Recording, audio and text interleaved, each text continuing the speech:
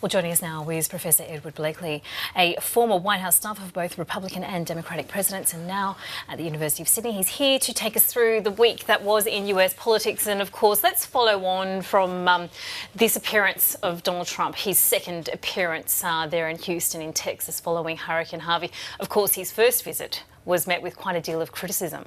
Well, he's done a better job this time. As you know, I was in New Orleans in a similar effort. I led the recovery there. And he's been very presidential right now, much more presidential than Bush was during the same period, showing a real face of a person and giving his personality some way out. 6 months, please. It took 6 months to clean up the city, but a recovery in 6 months is out of the question. He just overreaches. Just being there was enough, showing that he really cared, and the team is doing a great job. I was through a different kind of situation where there was chaos in the White House at the state level and the local level. With this number of people dying and the big a disaster as this was, is amazing. Yeah, Ed, given your experience in the wake of New Orleans, were the lessons learned, do you think, and applied here in Houston? I think they were. We had the opportunity, even while I was in New Orleans, to go to some new schools that were being opened by FEMA and Homeland Security on how to handle major disasters.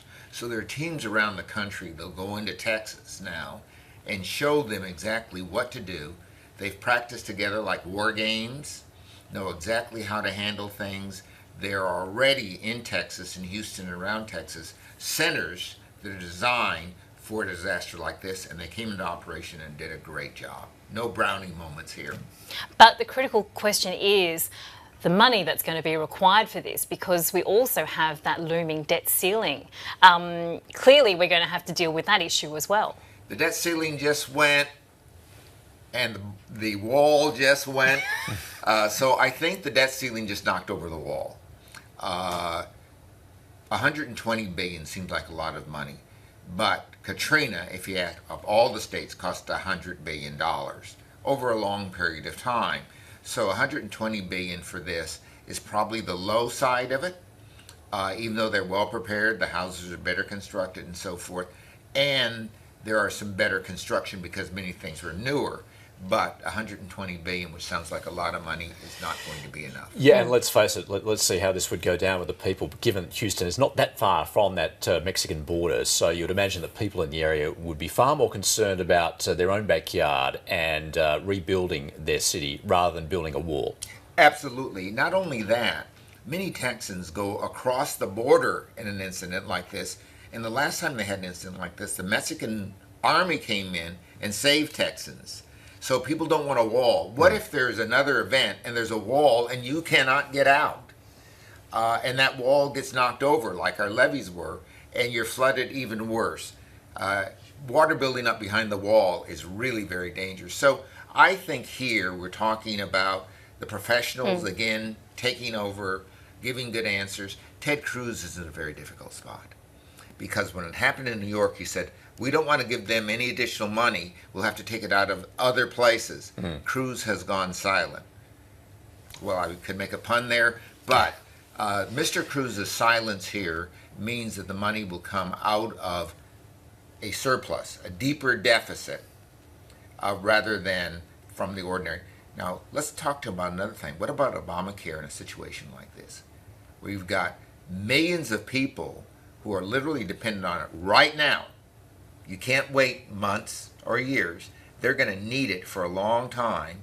Disease is going to spread. You cannot have a program that leaves those people out. So has this situation, in a sense, taken the heat out of a number of issues that President Trump has been facing? And not just the wall, you pointed to the situation around Obamacare, but also other concerns that have been escalating. Tax reform is one of the things on the agenda that's been put off as well. Is this, in a way, letting Trump back away from some of those standoffs that he's been having? Yes, as I said to someone the other day, this washes the slate clean.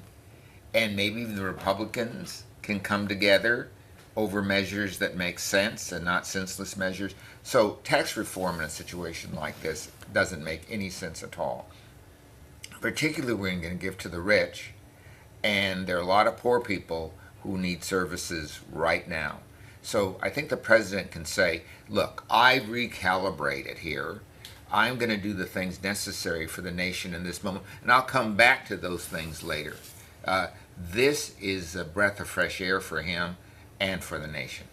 Ed, he's obviously dealing with that domestically. As far as foreign policy is concerned, he's got another big couple of issues still to deal with. One being North Korea. The war of words are continuing there, ramping up the rhetoric, still a very dangerous situation. And also Russia and how they're dealing with the diplomacy there. It appears as though that's deteriorating further. Yes, they closed the consulate in San Francisco. This is escalating. It's becoming more difficult for the United States to deal with Russia and vice versa. But North Korea is a place where the Russians and the Americans are together. Putin warned the North Koreans.